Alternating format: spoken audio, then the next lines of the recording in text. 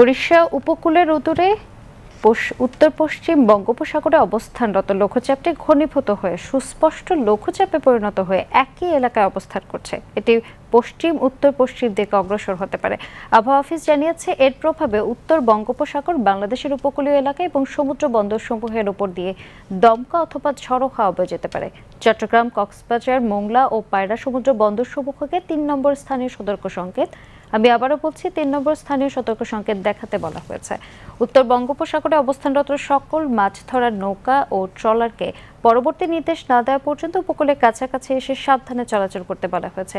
এদিকে আগামীকাল সন্ধ্যা ৬টা পর্যন্ত আবহাওয়ার পূর্বাভাসে বলা হয়েছে, রংপুর, ঢাকা, ময়মনসিংহ, বরিশাল, চট্টগ্রাম ও সিলেট বিভাগের অনেক জায়গায় এবং রাজশাহী ও খুলনা বিভাগের কিছু কিছু জায়গায় অস্থায়ীভাবে দমকা হাওয়া সহ হালকা থেকে মাঝারি ধরনের বৃষ্টি অথবা বজ্র সহ বৃষ্টি হতে পারে।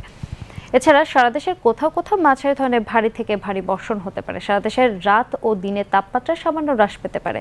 আজ দেশের সর্বোচ্চ তাপমাত্রা রেকর্ড করা হয় রাজশাহীতে ৩৫.৫ ডিগ্রি সেলসিয়াস।